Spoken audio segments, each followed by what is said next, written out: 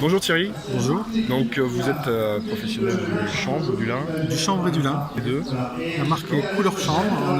Notre atelier est basé à Saint-Jean-de-Luz, au cœur du Pays Basque. Ok. Vous êtes en bio? Alors, on n'est pas en bio. Il faut imaginer d'abord que le chanvre bio, il n'y en a pas.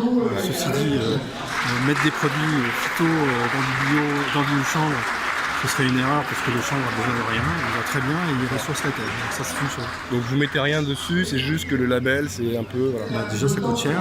Déjà, produire du chanvre, c'est compliqué. Ouais. Ça coûte cher à l'agriculteur. Si on lui demande en plus une certification bio, On s'en sort. voilà, on s'en sort plus. Et on n'aura plus d'amateurs et plus de volontaires pour le faire. D'accord. Votre projet, idéalement, qu'est-ce que vous voudriez dedans? Si ça marche. Aujourd'hui, on a fait. Tout marche, ça marche. Mais aujourd'hui, on a fait beaucoup de chemin déjà. On s'est dit, c'est super, on travaille des fibres locales, donc chanvre et lin. D'accord. Le bio, c'est formidable, mais il faut aussi pousser la logique beaucoup plus loin. Ouais.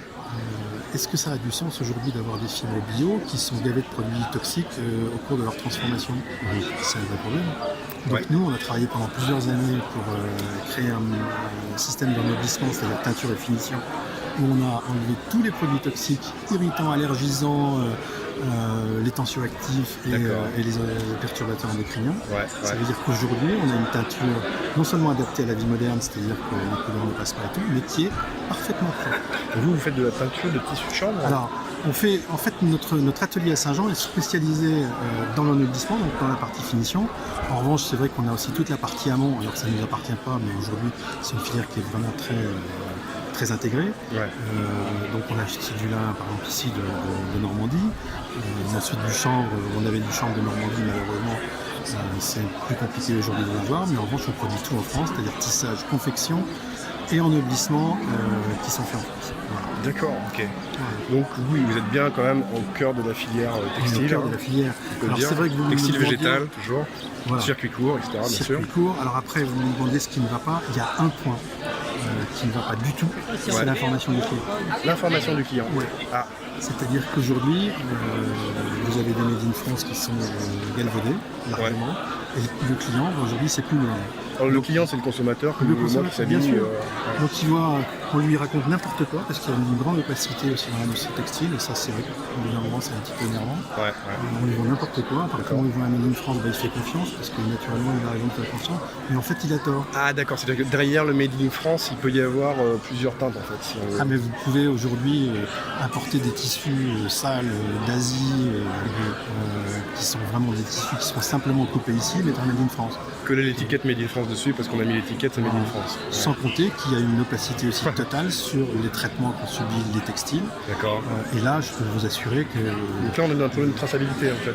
Oui, puis non, le problème, c'est aussi les produits chimiques qu'on met dessus. Vous avez 250 000 molécules chimiques qui sont utilisées par l'industrie textile.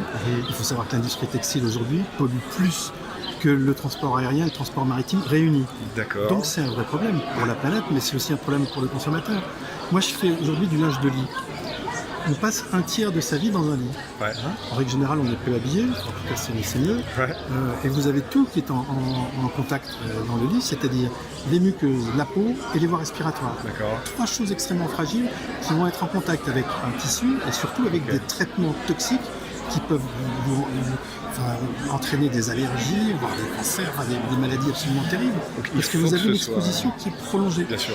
Donc il faut qu'il y ait cette information et surtout des limitations. Il faut que ce soit clean. Exactement. Au Mais final, aujourd'hui, ça n'est pas. C'est-à-dire que si vous voulez, quand vous prenons même pas des fibres magnifiques comme le lin de chanvre, parlons même du coton, parce que tout le monde connaît le coton bio. Vous achetez du coton bio, mais ensuite, étant 99,9% des cas, il a été gavé de produits chimiques à la fin. Quand vous achetez un coton bio, vous dites « Ah chouette, c'est un coton bio ». Mais en fait, l'aberration, l'absurdité du truc, c'est comme si vous achetiez une belle tomate bio, vous savez, elle est belle, elle sort le truc, et vous mettez une vinaigrette à base de pétrole. Vous trouvez pas quelque chose qui ne colle pas? Ouais, il y a quelques petites incohérences quand même. Exactement. Donc le premier maillon faible, ça serait l'affichage. C'est l'information. L'information, la traçabilité. Donc qu'est-ce qu'il y a dedans? Information et l'information complète. Mais aujourd'hui, il n'y a plus de lobby industriel textile en France. C'est un vrai problème. Parce que l'industrie textile a été malheureusement sacrifiée. Donc ça n'arrange pas beaucoup de gens qu'il y ait cette information. Donc c'est le consommateur qui a le pouvoir et c'est lui qui doit exiger une information qui soit fiable et qui soit complète. Parce qu'en plus, c'est sa santé au final. Donc une solution, c'est de soutenir des petits projets, des campagnes de crowdfunding par exemple ou Non, je dirais que là, c'est vraiment du lobbying, c'est-à-dire imposer.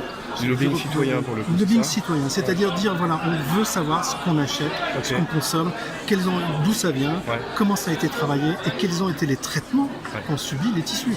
Parce que je vous dis, vraiment, en matière d'imagination, dans les traitements toxiques, dans le textile, c'est incroyable. D'accord. Donc c'est vrai que nous, on a eu une démarche inverse, ce que je prêche pour ma chapelle forcément, parce que je pense que si vous voulez, c'est une vraie fierté qu'on a aujourd'hui de proposer aux clients des tissus qui sont propres. C'est-à-dire Ok. que si vous voulez, on prend des fibres, et alors si on parle du lin et du chanvre qui sont des fibres absolument merveilleuses, on a des fibres merveilleuses et nous, chez Couleur Chanvre, on les emmène jusqu'au bout Yes.